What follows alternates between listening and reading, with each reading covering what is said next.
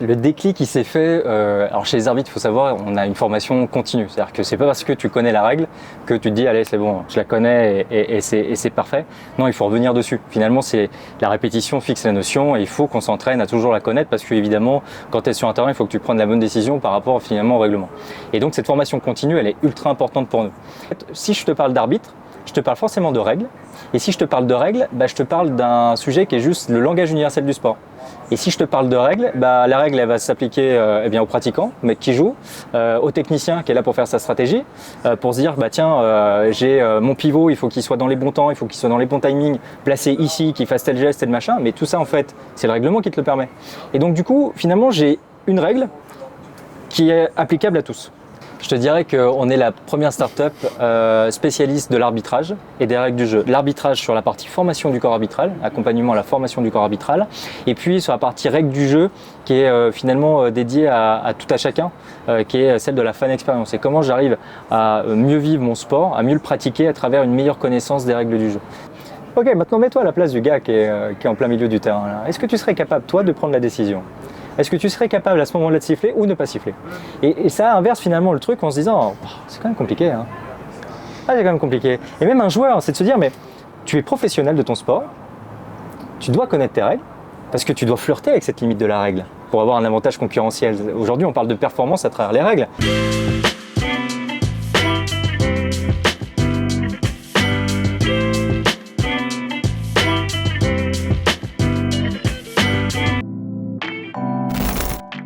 Bienvenue à tous dans ce nouvel épisode de Football Business and Chill. Un invité que je voulais avoir déjà depuis un moment, comme tous ceux que je reçois de toute façon. Mais avant de vous en parler, pensez à vous abonner à la chaîne si ce n'est pas fait et à nos différents réseaux, LinkedIn, Instagram, FBC Podcast. Et puis on va rentrer dans le vif du sujet avec Jérémy. Je vais te laisser te présenter d'ailleurs, ça sera plus simple. Et puis les auditeurs vont te rendre un petit peu qui tu es, ce que tu fais au fil de l'épisode. Ok, allez, bonjour à tous alors du coup. Jérémy Dubois, 29 ans et donc président fondateur de Whistle, anciennement connu sous le nom de RefMate. RefMate qui était le référé et mate, on y reviendra pourquoi, mais du coup aujourd'hui entrepreneur engagé dans un secteur qui est celui du sport mais surtout des règles du jeu et de l'arbitrage. Stylé, c'est clair. Justement, comme on parle de sport, toi ça a été quoi ma première question c'est quel a été ton premier rapport au sport, Jérémy, toi à titre perso? Moi j'ai commencé un sport qui est toujours le mien aujourd'hui, le basketball. Donc j'ai commencé le basketball à l'Élan-Chalon en Bourgogne, qui est mon club encore, ça fait 21 ans que je suis licencié chez eux. Et j'ai commencé, je devais avoir 8-9 ans au basket.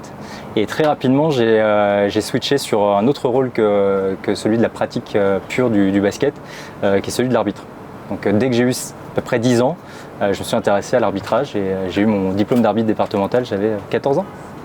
Ah ouais, précoce. Ouais, c'était ma passion. Stylé. J'étais à fond là-dessus. Il y avait une petite anecdote, il y avait un ancien arbitre qui venait toujours à l'élan, je regardais les matchs des pros, et il y avait un arbitre qui s'amusait avec le public et je trouvais ça dingue. C'est-à-dire que le mec avait une aisance sur le terrain où il s'amusait vraiment à donner la mauvaise direction du jeu, sachant très bien que la direction était, ballon blanc et il allait donner la direction ballon rouge. Et puis il s'amusait, il attendait que tout le monde eût Il voulait chauffer le public. Ouais, il voulait chauffer le public et d'un coup, il s'amusait, petit sourire et il donnait la bonne direction.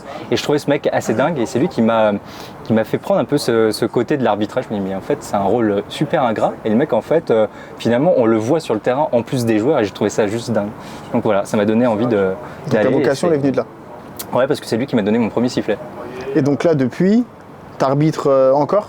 Ouais, je suis arbitre de haut niveau aujourd'hui, donc j'arbitre en National 1 au basket et donc ça c'est vraiment ma passion aujourd'hui, c'est une activité qui prend du temps en plus, mais je veux la garder parce qu'elle fait sens aujourd'hui dans mon business aussi. C'est-à-dire que je parle d'arbitrage, je parle des règles du jeu, mais je garde aussi un contact avec le terrain parce que je suis arbitre moi-même, arbitre de haut niveau. Et donc du coup, je suis au plus près des considérations à la fois de mes collègues arbitres, mais aussi de ce qui se fait dans le milieu de ces règles du jeu parce que effectivement je suis sur le basket, mais je vais aussi un peu voir le rugby, le foot et autres. Et donc je vois un peu les améliorations qu'on peut avoir au niveau global. Et ça, c'est assez intéressant pour moi.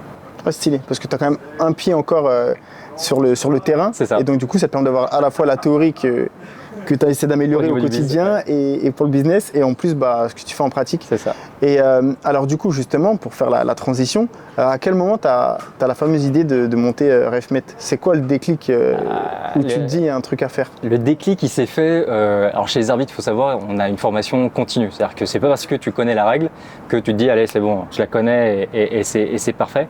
Non, il faut revenir dessus. Finalement, c'est la répétition fixe la notion et il faut qu'on s'entraîne à toujours la connaître parce qu'évidemment, quand tu es sur un terrain, il faut que tu prennes la bonne décision par rapport finalement au règlement. Et donc, cette formation continue, elle est ultra importante pour nous. Et tu as des stages, très souvent, tu as les stages de début de saison. Finalement, tu as ton test théorique, un QCM, et puis tu as ton test physique. Et puis à mi-saison, c'est pareil. Et donc, il faut que tu révises. Et en fait, c'est ces étapes-là où, à l'époque, c'était en 2017, où je me dis, tiens, il faut que je m'entraîne, mes collègues aussi. Et on va sur le site de notre fédération, et puis là, en fait, on a des QCM qui datent de 2013. Mais entre 2013 et 2017, il y a eu des changements réglementaires assez majeurs. Et je me dis, mais comment on peut être, nous, performants finalement? Comment on peut nous demander, nous, arbitres, d'être performants versus les joueurs, les joueuses? Mais sinon, on n'a pas les outils pour être performant, comment on fait? Et donc, du coup, à partir de là, je me suis dit, il faut absolument qu'on ait un outil qui puisse nous aider à nous former de manière continue, qui soit ultra digitalisé et surtout qui, dans cette action de performance, qu'on soit sur de l'individualisation de l'apprentissage. Et donc, je voulais absolument un outil qui puisse répondre à la personnalisation et puis surtout qui aille répondre à l'ultra personnalisation et qui aille vraiment dans cette action de digitalisation. Je veux qu'on soit sur de la micro-formation.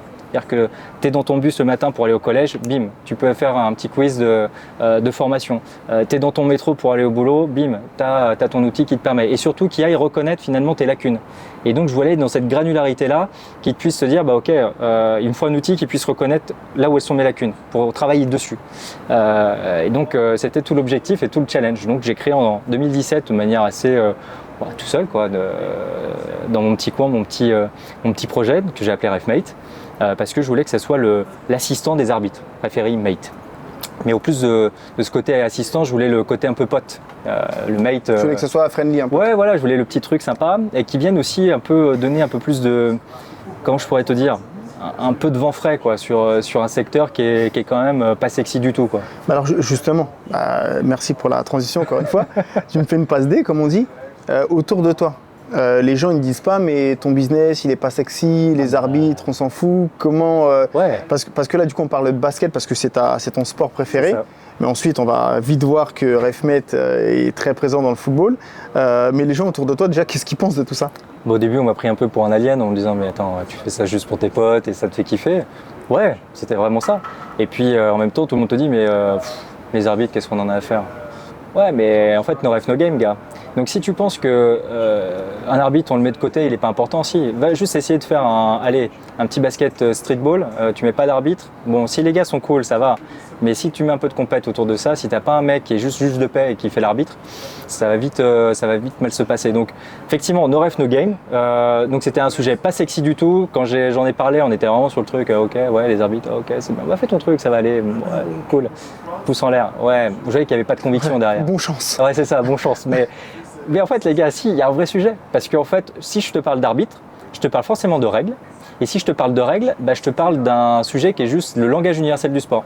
Et si je te parle de règles, bah, la règle elle va s'appliquer aux pratiquants, au mec qui joue, au technicien qui est là pour faire sa stratégie, pour se dire bah tiens, j'ai mon pivot, il faut qu'il soit dans les bons temps, il faut qu'il soit dans les bons timings, placé ici, qu'il fasse tel geste, tel machin. Mais tout ça en fait, c'est le règlement qui te le permet. Et donc du coup, finalement, j'ai une règle qui est applicable à tous. Et au-delà de ça, qui est applicable aussi aux spectateurs. C'est-à-dire que quand je suis dans une salle de sport et que je regarde finalement un sport, bah, il vaut mieux que je connaisse les règles au minima de ce sport si je veux kiffer ce sport. Ouais, l'apprécier. Bah ouais, si je veux vivre ce sport, il faut bien que je connaisse un minimum les règles. Donc finalement, je pars de l'arbitre, mais petit à petit, avec la compétence de l'arbitre qui est la connaissance de la règle, c'est un technicien de la règle, finalement, je déroule un fil qui est juste incroyable parce que je m'adresse à tous. Et à quel moment justement tu es pris au sérieux dans l'évolution de RefMate? Parce que bah, là aujourd'hui la start-up elle a pas mal évolué, on va y venir. Mais à quel moment toi tu sens que tu es pris au sérieux et à quel moment justement tu sens qu'il y a un vrai virage à prendre? Je dirais que c'est 2020, c'est à peu près là où je me suis dit mais j'ai mon petit truc, ça fait les 3 ans qu'on est là, je fais mon truc de mon côté, j'anime une page Facebook, c'est assez Là, tu as déjà mis un pied dans le foot ou tu es encore que sur le basket? Même pas, là je suis vraiment encore dans le basket, hein. Je suis vraiment focus basket. Et 2020, c'est là où je me dis, mais ok, je commence à avoir pas mal d'utilisateurs, et pas que des arbitres. j'ai du technicien, j'ai des joueurs, j'ai des joueuses, j'ai des passionnés. Et je me dis, bon, il y a un truc, c'est que il y a là quelque chose qu'on peut faire. Donc à partir de là, je vais voir un ami qui travaillait à l'Union nationale du sport scolaire, qui s'appelle Charles Cachema, qui est un de mes associés maintenant, et je voulais son avis. Comme il était directeur com market de cette fédération, et j'ai dit bah tiens, j'ai ce projet-là, et l'anecdote est assez incroyable, c'est que je lui présente mon deck de présentation finalement de RefMate, et au bout de la 3e slide, il me dit ta gueule. Dès que tu as fait solo. Comment ? Dès que tu avais fait solo. Ouais, dès que j'avais fait solo, j'avais fait une bonne présentation et tout, je m'étais saigné pour faire le truc bien. Et je le vois au bout de la 3e slide, il me dit ta gueule. Je dis mais pourquoi ? Il me dit attends, je vais appeler quelqu'un, ouais, on se voit mardi prochain. Ok, on prend rendez-vous mardi prochain, il devait faire à peu près cette température-là, c'est vraiment 40 degrés. Et je rencontre 2 autres personnes, je rencontre du coup Charles m'emmène voir Stéphane Rouault et puis Chomengli. Et à partir de là, je rencontre 2 personnes que je ne connais pas du tout et je suis obligé de pitcher finalement sous 40 degrés mon projet. Et les mecs rentrent dedans. Vraiment pour le coup. Ils rentrent dedans, ils disent mais il y a un truc à faire et à partir de là l'aventure est lancée. 2020, on crée la société en août 2020 et puis on est tout de suite incubé au Tremplin, qui est le premier incubateur de la Sportec en France et là ça va très vite. Ça va très vite parce qu'on se dit qu'il faut élargir tout de suite de ce qui a été finalement le laboratoire sur le basket, qu'il faut vite l'élargir à tous les sports. Parce que finalement, c'est le modèle qui est réplicable sur tous les sports. Et l'aventure est lancée à partir de là. Et du coup, là, c'est là où justement, tu as aussi une multitude, on va y venir, d'axes de développement qui s'offrent à toi. Ouais. Mais le football, on sait que c'est le sport numéro 1 dans de nombreux pays, notamment en France. C'est clair. Aujourd'hui, est-ce que tu peux nous expliquer un petit peu qui sont tes ambassadeurs ? Ouais. Et comment un petit peu les connexions se sont faites, parce que RefMate au niveau du foot, vous avez du lourd dans l'équipe, on va dire. Donc pour tous ceux qui connaissent pas la boîte, justement, c'est aussi un moyen de leur faire comprendre un petit peu, parce que forcément aujourd'hui les noms sont aussi associés à notoriété. Et donc forcément quand il y a des noms dans une boîte, on imagine que c'est pas la petite tôle du coin, tu vois. Donc en fait, un peu tout ça. Et comment ça s'est fait surtout ? Ça revient un peu à ce que tu disais tout à l'heure, on ne nous prenait pas au sérieux. Et en fait, un des axes chez nous, c'était de se dire, ok, il faut qu'on rende un sujet pas sexy, un sujet sexy. Et donc on s'est dit qu'il fallait absolument qu'on aille voir des sportifs, des athlètes, mais de renommée, qui soient des athlètes tricolores en activité, référents. Et à partir de là, on a mis notre stratégie en place. On est issu du basket, donc Rudy Gobert le premier. Après, Rudy, quand il nous a rejoint, qui a investi dans la boîte, qui est devenu un de nos ambassadeurs majeurs, on a eu Teddy. Et puis arrive le foot très rapidement chez nous parce qu'on se dit mais il y a un potentiel de ouf, il faut absolument qu'on aille dans le foot. Et on avait cette problématique aussi d'avoir des athlètes investisseurs qui soient aussi des athlètes féminines. Et c'était difficile, très difficile je dois l'avouer au début parce que on parle d'argent, on parle d'investir dans une boîte, donc potentiellement de prendre un risque et pas toutes sont en capacité de le faire. C'est dommageable parce que franchement ça devrait être un peu plus accessible finalement pour ces joueuses, mais du coup on a Eugénie, le Sommer, qui nous rejoint très rapidement, très convaincu immédiatement de notre projet, du sérieux du projet. Et puis Eugénie nous rejoint, et puis à partir de là, on continue nos actions auprès des athlètes. Nedim Remili nous rejoint au niveau du handball, et puis se repose la question finalement à la fois du foot, mais aussi de l'Afrique. Et on se dit mince, il y a quelque chose là aussi à faire d'un point de vue stratégique, et comment on peut aller en Afrique ? On peut y aller via le foot. C'était quoi le sujet de l'Afrique ? Pour nous, l'Afrique, c'est un potentiel qui est assez intéressant parce qu'on parle d'une population très très jeune. Nous, on parle d'IA, mais on parle aussi d'un chatbot, et donc on parle de conversationnel. Et aujourd'hui, le conversationnel, ceux qui l'utilisent le plus tous les jours, finalement, c'est une public très très jeune. On va parler globalement des 18-25 ans. Quand on va en Afrique et qu'on regarde la démo de l'Afrique, on est sur un public qui est à 50%. Très très jeune. Et donc on se dit qu'il y a là finalement quelque chose à faire et d'aller très très rapidement à la fois former le corps arbitral en Afrique parce que pour le coup c'est un vrai point d'amélioration et ils sont beaucoup aidés et ils font beaucoup d'efforts et je pense que notre techno peut les aider et les accompagner à former davantage d'arbitres, à recruter davantage d'arbitres, à les fidéliser. Deuxième point, c'est aussi on a beaucoup de compétitions en Afrique, la CAN on peut parler et c'est comment on va finalement onboarder finalement ces populations à davantage vivre leur sport à travers une meilleure connaissance des règles. Et donc finalement, on a deux branches qui se rejoignent assez simplement, un peu comme on le fait en France, mais sur le continent africain. Et donc il nous fallait absolument un ambassadeur, en tout cas une personne qui connaisse bien le secteur sur place. Et très rapidement, on a été mis en relation avec Sébastien Haller.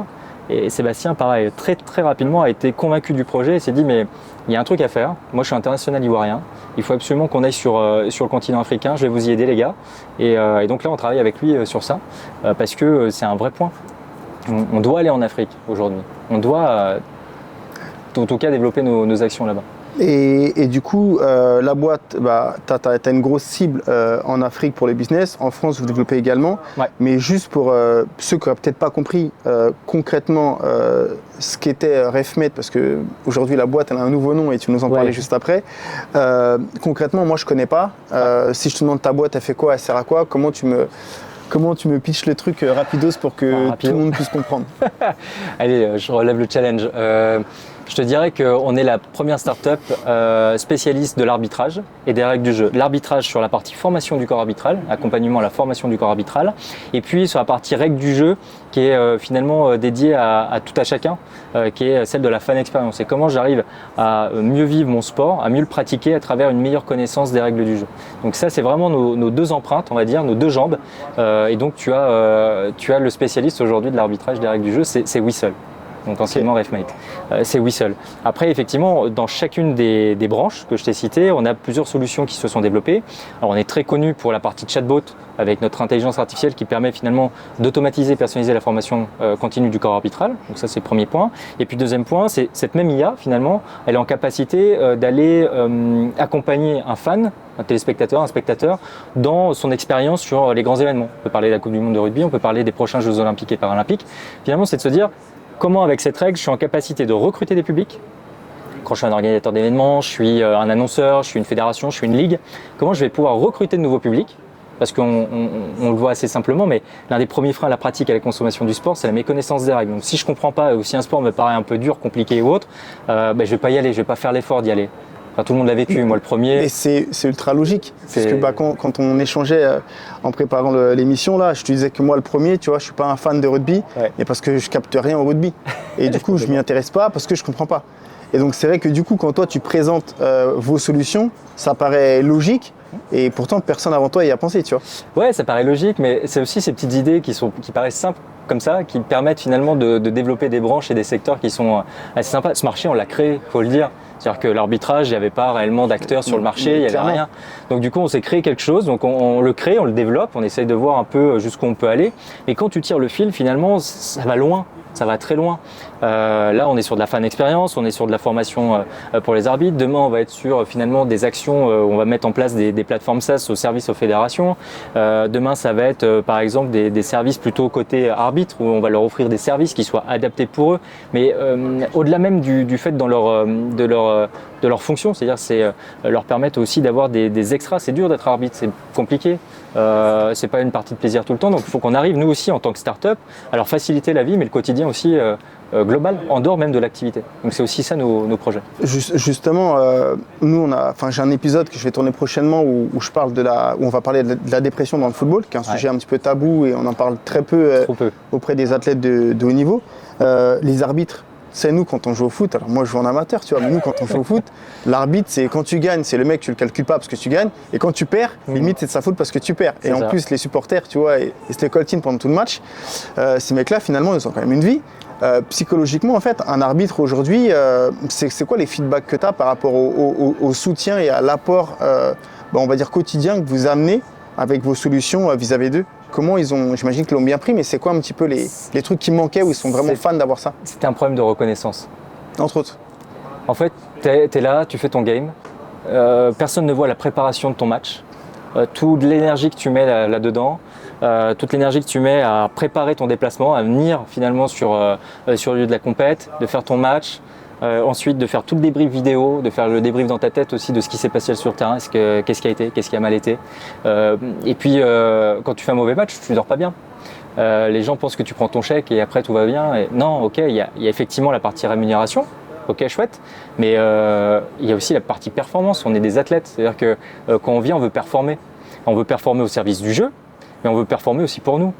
parce qu'il ne faut pas oublier qu'il y a aussi une compétition entre les arbitres. On est classé, on est observé.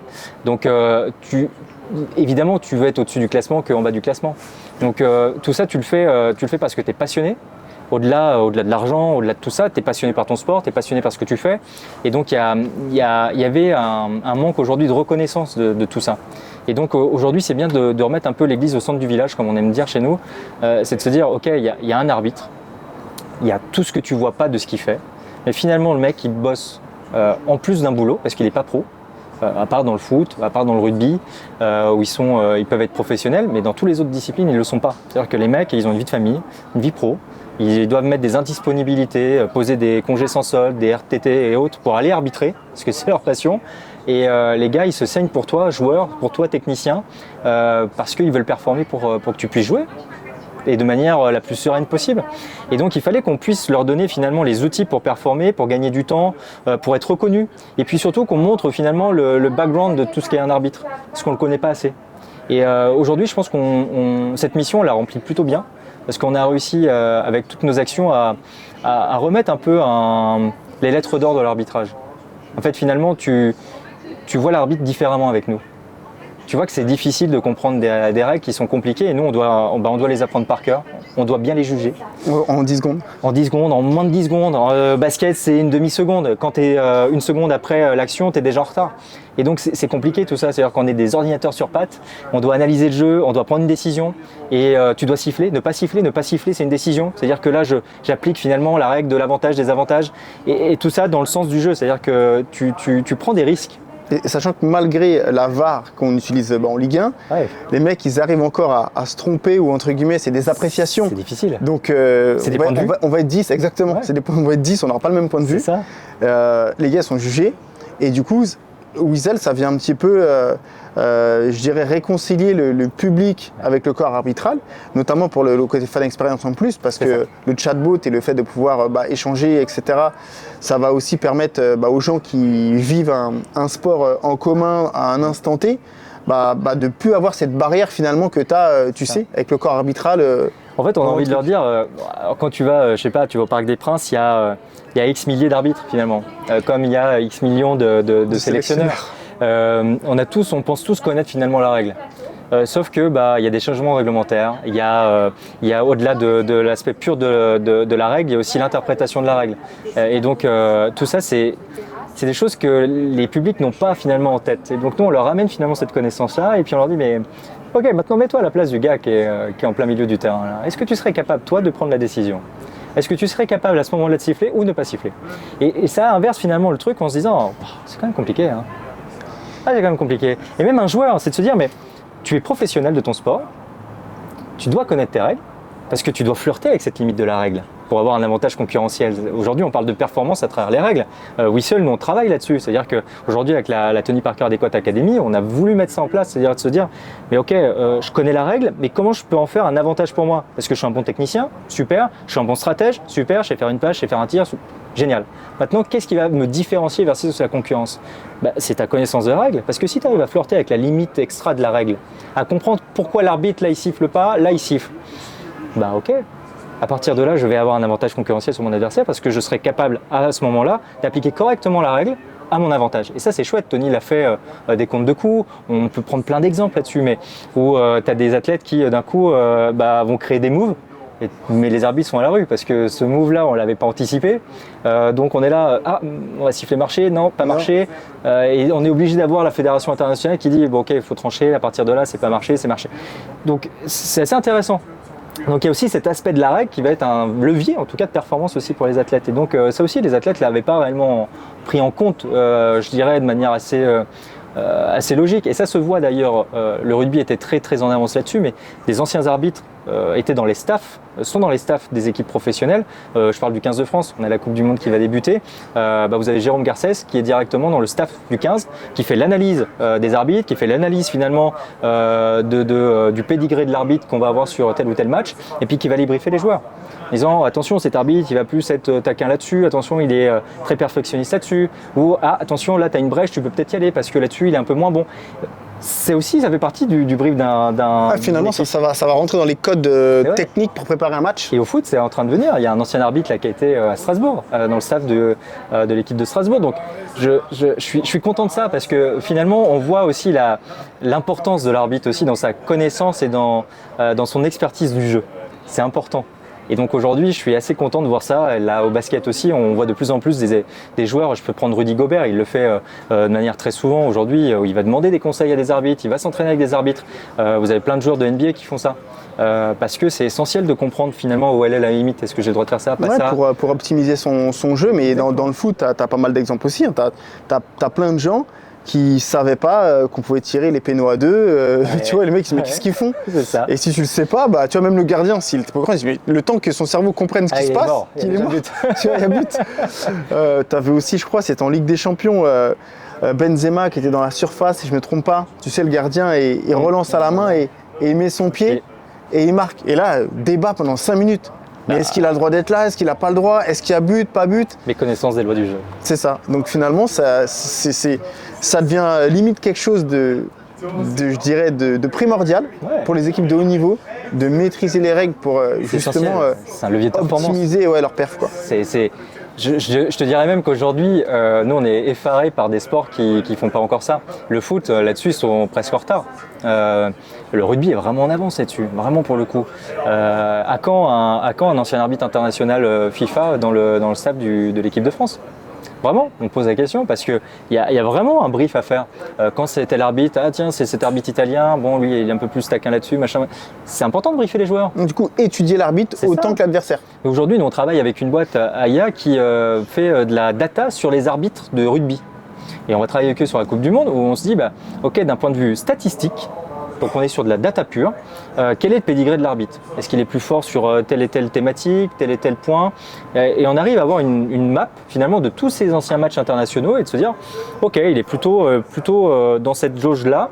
Et donc nous, on va aller voir pendant la Coupe du Monde, notamment sur les quarts, les demi et la finale, est-ce que ces arbitres-là sont, on va dire, linéaires, cohérents par rapport à ce qu'ils ont fait avant? Et voir à post-match, OK, est-ce qu'il a été toujours dans la même lignée ou pas? C'est intéressant de savoir ça parce que nous aujourd'hui on pense que la data elle a de l'importance sur le joueur. C'est important de savoir combien il a couru, où il était positionné, combien de frappes, combien de passes il a fait et autres, c'est important. Mais l'arbitre aussi c'est important parce qu'à partir de là on peut nous analyser et puis peut-être à froid avoir les bons insights pour les prochains matchs si on le revoit, cet arbitre-là. Et par exemple là, on va bosser avec Romain Poite qui fait ce genre d'analyse, un ancien arbitre international de rugby. Et Romain, c'était quelque chose qu'il fait d'ailleurs avec son club là actuellement. Il va dans cette analyse-là dans le top 14. C'est-à-dire OK, le collègue il est plutôt bon là-dessus ou pas bon là-dessus. Et je pense que ça, c'est un vrai point d'amélioration on doit s'inspirer du rugby aujourd'hui. On doit vraiment s'inspirer. C'est une certitude puisque souvent les coachs nous disent que l'arbitre fait partie du jeu. Tu vois. Donc du coup, c'est vrai. Comment ça se fait que depuis toutes ces années, on ne s'est pas dit fallait étudier l'arbitre autant que les adversaires, il faut aussi savoir qui on a en face de soi. Alors nous, dans nos petits niveaux, c'est vrai que de temps en temps, comme il y a peu d'arbitres, tu les connais. Tu sais que lui, si tu parles, tu as un jaune. Tu sais que lui, il siffle pas trop les fautes. Mais t'étudies pas, tu vois. Et on sait qu'au football, en général, à partir de CFA, ces niveaux-là, la nationale, etc., les mecs, déjà, ils commencent à être très, très carrés. Mais c'est vrai qu'il n'y a pas cette notion où vraiment on va chercher à aller gratter un max d'infos, tu vois. Même sur ton niveau amateur, tu connais à peu près le gars. Oui. Donc tu peux te dire, OK, va jusqu'au bout de ton raisonnement. Si tu le connais, quelle conclusion tu peux en faire? Et donc, quel est l'avantage? Comment tu peux en tirer du positif? Et en fait, c'est bête parce que je serais joueur amateur encore, tu vois. Je pense que j'irais un peu parler avec l'arbitre pour voir ses affinités avec les règles, avec le jeu. Et à partir de là, je comprendrais comment il sera. Et je pourrais briefer mon équipe finalement. Et je pense qu'on peut, même au niveau amateur, s'adapter finalement à qui on a comme arbitre face à soi. C'est assez intéressant. Et justement, au niveau amateur, effectivement, on a parfois des relais, c'est les capitaines, etc., qui parlent avec les arbitres. Là, avec Whistle, par exemple, tous ceux qui te rejoignent, qui eux ont été professionnels, parfois ont eu le brassard dans des grandes équipes aussi. Je pense à Olivier Dacour qui vous a rejoint il y a pas longtemps. Ils ramènent une vraie plus-value en termes d'expertise avec tout ce qu'ils ont vécu, etc. au niveau de leur carrière. Incroyable. Olivier, c'est une vraie rencontre, Olivier. Vraiment, c'est une vraie rencontre. J'ai été impressionné par l'homme, par l'expertise qu'il a. C'est quelqu'un de très smart. Et il a cette expérience du terrain, il a cette vision et c'est pas pour lui lancer des fleurs gratuitement, il le sait, ce que je pense. Et pour le coup, c'est important chez nous, chez Whistle, d'avoir des personnalités comme lui qui puissent donner l'expérience qu'il en a tirée. C'est quelqu'un de très calme, très posé, qui est vraiment jamais dans une réaction à chaud, toujours très à froid. C'est assez agréable de discuter avec lui, de travailler stratégie avec lui. Et avec lui, on travaille notamment la partie Afrique où on est sur des relations avec la FIFA et autres. Et c'est assez intéressant parce qu'il a cette expérience terrain et pour lui, l'arbitre, il est essentiel. Il est essentiel. Alors, il pourrait te raconter des anecdotes, il en a plein, mais ça reste quand même une figure majeure pour lui. T'as pas d'arbitre, tout le monde est un peu paumé.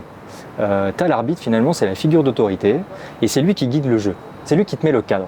Et quand t'es joueur, t'as besoin d'un cadre.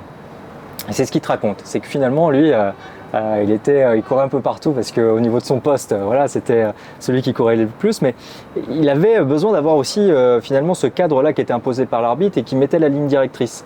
Et lui, c'est ce qu'il aime aujourd'hui dans notre mission, c'est de revaloriser cet arbitre-là, mais surtout aussi donner cette connaissance de l'arbitre, de la vulgariser à toutes et tous.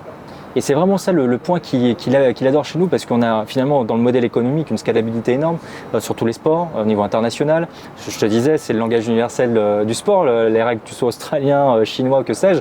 Quand tu viens de compétition internationale comme là au rugby pendant ces prochaines semaines, on va tous parler de la même langue. Là, on vient de passer, on avait Serge Wetzen avec nous et puis notre ami des All Blacks, Byron Keller. Les deux, qui sont pourtant de nationalités différentes, parlent le même langage, le langage rugby, la règle. C'est ça qui est important.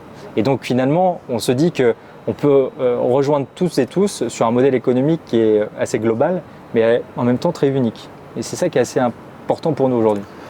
Tu disais, Jérémy, que le modèle était ultra scalable.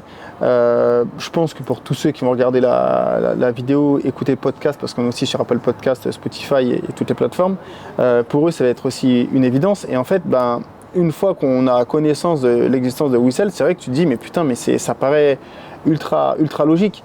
La question, là, on sait que tu es en train de lever un petit peu. Comment vous êtes au niveau financier? Comment ça se passe?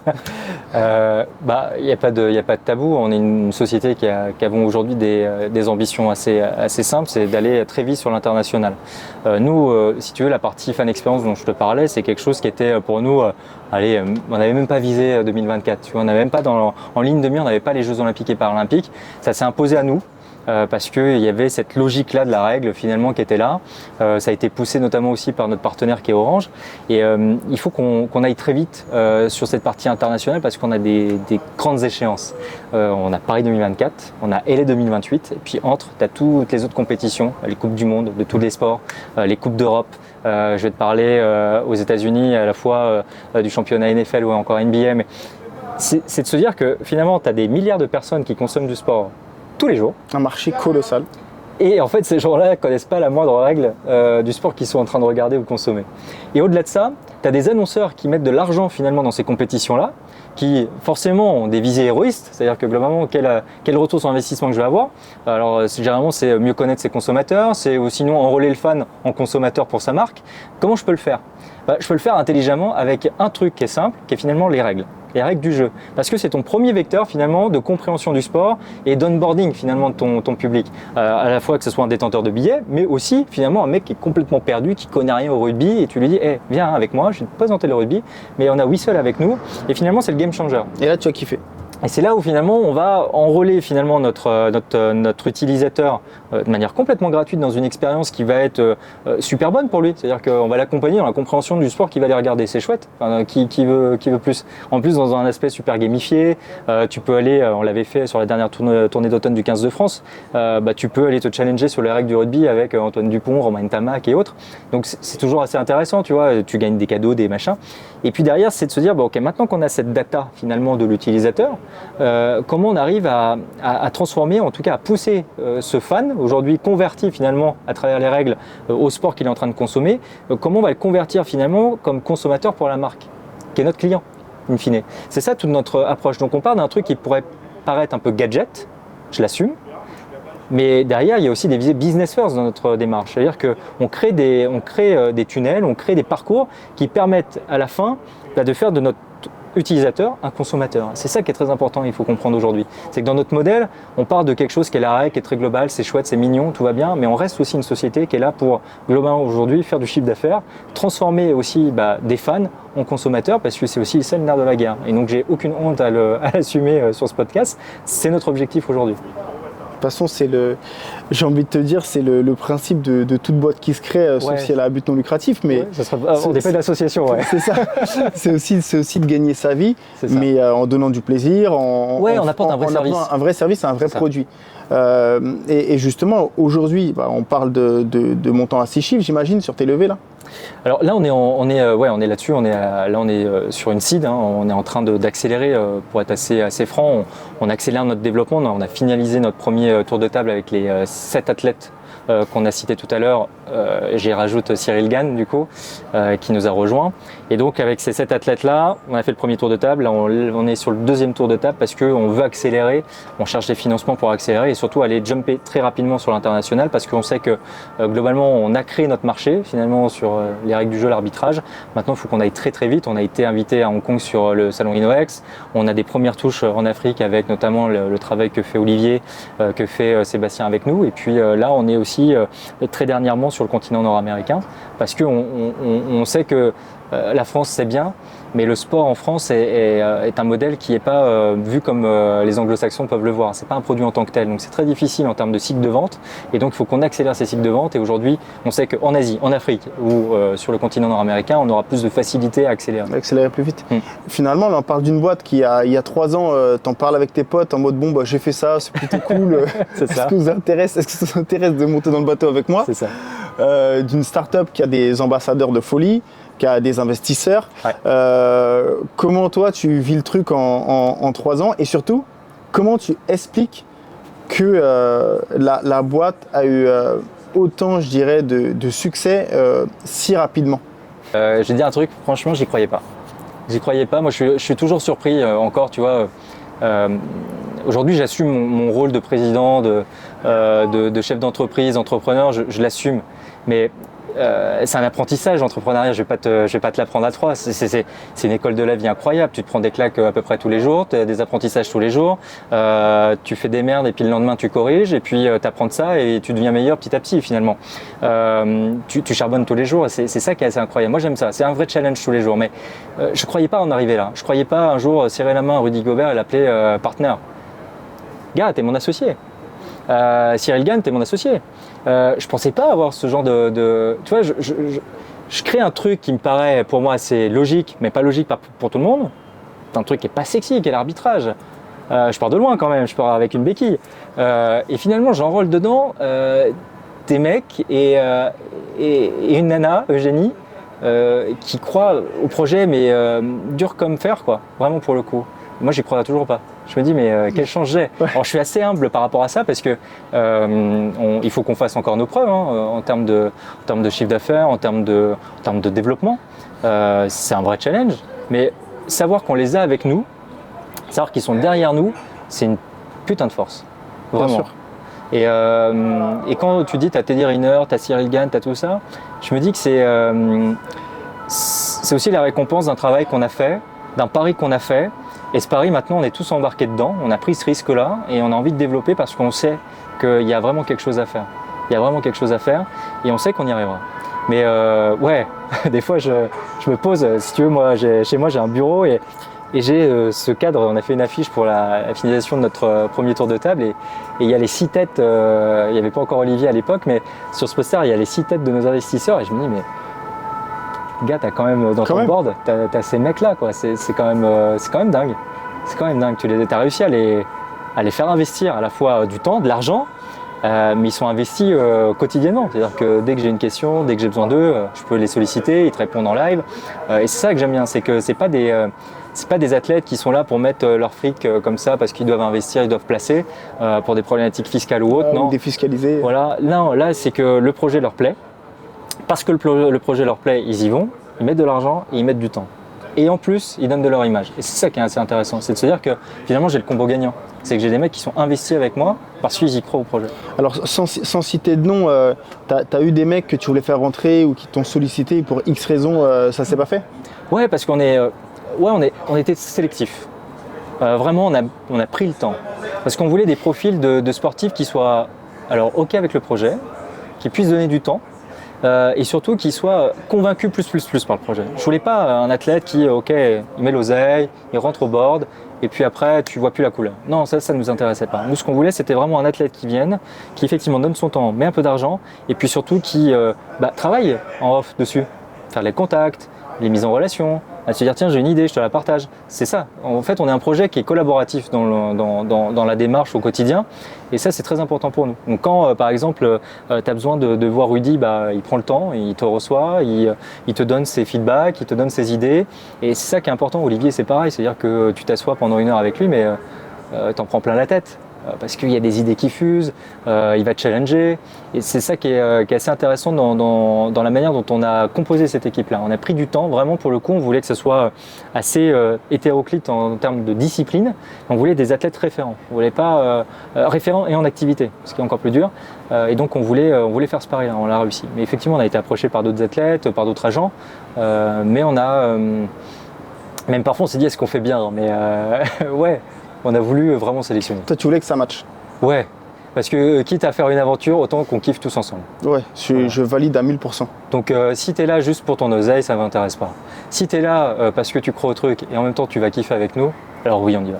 Et tu arrives à avoir le même investissement, tu me diras sûrement que non, ma question elle est peut-être bête, mais tu vas y répondre. C'est quelqu'un comme Olivier qui est plus en activité, c'est beaucoup plus simple de le solliciter que quelqu'un comme Sébastien Haller qui est encore en activité, qui a pas mal de matchs, etc. Ou... Olivier, il a beaucoup de trucs en off. Hein. Ouais. il est consultant, il a plein de business, il investit aussi. Il gère sa post-carrière vraiment de manière assez folle. Mais toutes et tous, ils ont cette facilité. Voilà, on peut les contacter assez facilement, ils répondent assez facilement. Eugénie, je ne vais pas trahir le secret. Voilà, sur Insta, je lui écris, j'ai des réponses immédiates.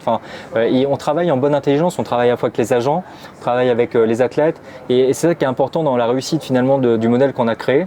Au début, on nous a pris pour des fous. Quand on s'est dit on va être la première start-up financée par des athlètes de haut niveau, on nous a pris un peu pour des fous. Mais on a réussi le pari. Mais c'est un savant mélange entre à la fois travailler avec les agents, très important, parce que c'est eux aussi qui sont là pour accompagner les athlètes, et puis travailler aussi avec les athlètes. C'est un circuit, c'est un process, et ce process-là, on l'a bien identifié dès le départ, et aujourd'hui, ça matche plutôt bien. Donc on sait qu'on peut à la fois très vite aller en direct vers l'athlète, et puis on a aussi l'agent qui est là en relais, et c'est une bonne tambouille qu'on a aujourd'hui, ça fonctionne plutôt très bien. Et ça, c'est très important. Demain, s'il y en a qui veulent aller approcher des athlètes pour qu'ils investissent dans leur boîte, très important de toujours avoir ce triptyque-là qui soit bien respecté. C'est très important. Ça, c'est très clair, surtout que souvent, tu sais, quand tu as la notion d'agent, ouais. Tu sais, les gens, des fois, ils essaient de squeezer, de te dire non, je veux passer en direct, mais en gros, respecter l'ordre des choses parce que pour que tout se fasse bien. Chacun est important et chacun dans les rouages. a son boulot. Ouais, c'est très important dans les rouages parce que, je sais pas, ton athlète, il est en compétition, tu peux pas te contacter, tu as besoin de le contacter. Bon, il y a le relais qui est là, qui est finalement l'agent qui fait du conseil. Et donc, on a cette capacité aujourd'hui avec ce process qu'on a mis en place avec les 6. Bon, Olivier, pas d'agent, on est en direct avec, mais c'est fluide, c'est tellement fluide, et puis surtout, ça permet d'avoir une confiance à chaque étage, très important. Là, la prochaine étape, j'imagine, c'est d'agrandir la team Wizell. Ouais, c'est ça. Ouais. Là, on accélère, on développe. Là, aujourd'hui, on est vraiment sur une phase d'accélération, donc on a fait la piste de décollage, on est dessus. Maintenant, il faut qu'on ait ce tremplin qui puisse nous faire décoller. Donc, en termes d'image, on est à là. On sait qu'on a des échéances avec les grands événements sportifs internationaux qui vont être hébergés en France. On va avoir un tremplin assez naturel et ça, c'est plutôt bon pour nous. On est soutenu, notamment, on a eu le renouvellement sur Vivatech du parrainage de la ministre des Sports. Donc, on est avec Amélie Oudéa-Castéra engagé sur finalement cette notion de mieux connaître les règles pour mieux vivre son sport, mieux le pratiquer. Donc, ça, c'est important pour nous aujourd'hui d'être soutenu aussi par les pouvoirs publics. Et donc là, on sait que cette accélération maintenant, elle va se faire à l'international. Donc on a les grands événements, c'est le tremplin, c'est maintenant que ça se joue. Ouais. Donc on est sur finalement la clôture de notre seed qui va intervenir très rapidement. Je la veux très rapide pour qu'on puisse vraiment décoller très rapidement. Et Paris 2024, quoi, c'est notre tremplin. C'est tout le mal qu'on te souhaite. Et du coup, Jérémy, qu'est-ce qu'on doit te souhaiter pour la suite, pour cette belle histoire qui est déjà bien lancée? Bon, il y a du monde à côté, mais on va vous les montrer. On va vous les montrer juste après parce qu'ils veulent tous venir dans le podcast, donc on va vous les ramener. Ouais, bah, allez. Serge, je t'en prie, viens me faire un petit coup. Je laisse ma place pour Serge. Bon, là, c'est une fin un peu freestyle, mais franchement, on n'était pas tout seul. Jérémy, je te laisse présenter nos.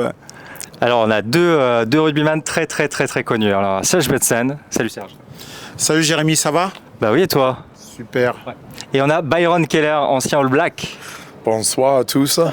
Franchement, l'outro, elle est mortelle. Bon, Byron, merci de passer dans mon podcast, ça me fait kiffer. Parce que jamais si on m'avait dit que j'allais te rencontrer, je croyais pas, tu vois. Donc je suis content de t'avoir à côté de moi, tu vois. Moi, je suis content d'être ici en France aussi, mon pote. Bon, en amont de cette Coupe du Monde, vous qui êtes quand même des athlètes de ouf, la faucheuse, le bison, c'est vos surnoms, est-ce que la règle au rugby, elle est importante pour toutes et tous, à votre avis, parce que c'est quand même le domaine de Whistle? Forcément que la règle elle est importante. C'est vrai que la particularité du rugby, c'est justement qu'on respecte énormément l'arbitrage, les décisions arbitrales, et ce qui fait effectivement une différence importante sur le football, c'est qu'on a une forme de discipline parce que l'arbitre fait partie du jeu et c'est important qu'on puisse respecter ses décisions, même si des fois ça peut nous frustrer. Tu t'es pris des 20 mètres, non? Forcément, des cartons jaunes aussi. Mais c'est pas souvent le carton jaune. Mais en même temps, je le dis par rapport aux règles, oui, bien sûr, c'est hyper important dans le rugby. Comme ça, je l'ai dit, le rugby a énormément de respect pour les arbitrages, parce que pour eux, ils contrôlent le game, le jeu pour nous. Mais en même temps, les règles, c'est pas juste sur le terrain. Pour nous, en rugby, aussi, les règles dehors le terrain. Ouais. Et c'est ce comportement là-bas, donne-nous une éducation, on peut impliquer dans le sport, respecter l'arbitrage, mais en philosophie de la vie, aussi, ça veut dire les choses, l'extérieur, le terrain, c'est pour la vie en général. Oui, tu fais un parallèle entre ce qui se passe sur le terrain et en dehors dans ta vie quotidienne, finalement. Ouais, non, mais c'est clair. C'est le rugby. C'est le rugby. Et c'est pour ça qu'on dit que le rugby, c'est l'école de la vie. Parce que justement, les règles que l'on a sur le terrain, sur le carré vert, on l'applique en dehors et ça, c'est important. Ouais, mais vous êtes un sport de valeur, c'est ça aussi. Vous avez des valeurs. Fameux gentleman. J'espère. La valeur, c'est hyper important dans la vie. Donc, la valeur aussi, ça veut dire de voir les choses de compétiteur sur le terrain. De voir le mieux sur vous sur le terrain, mais aussi de voir le mieux sur vous l'extérieur du terrain. Et ça, c'est les choses internationales. On a la Coupe du monde de rugby. Maintenant, on a tous les pays dans le monde qui viennent de participer avec un tournoi exceptionnel. C'est clair. À la même temps, tous respectent les autres. Et ça, c'est la règle de la vie, c'est la règle à l'extérieur du terrain. Et c'est aussi la règle parmi les jours. Et on a vraiment combat un contre les autres. Mais derrière, on voit un bière ensemble, serrer les mains et regarde l'un de les yeux. Ça, vous aimez bien ça? Ça, c'est important. C'est vrai que c'est pas toujours drôle pendant 80 minutes sur le terrain. Surtout que les All Blacks, c'est du costaud. C'est pas toujours facile. Mais effectivement, derrière, après, on se serre la main, on se respecte et on boit un coup ensemble. Et bon, c'est quoi les pronos? Alors du coup, la France qui gagne ou pas? 1, 2, 3, All Blacks. Il perd pas le nord, lui.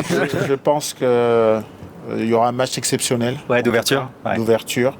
C'est vrai que c'est la première fois de l'histoire que les All Blacks vont jouer un match aussi important parce qu'ils n'ont jamais perdu un match de poule. C'est vrai. Et ça va être assez exceptionnel et on espère vraiment que le public du Stade de France va pousser fort derrière la France et que derrière ça va tétaniser les All Blacks, j'espère, et que derrière on va pouvoir gagner ce match. Mais la meilleure chose pour moi, c'était que c'est vrai, la formation l'équipe de France, ils ont mis en place pendant les derniers 4 ans.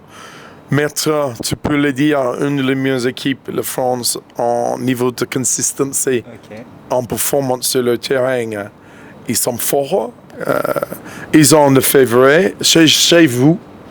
C'est important ça.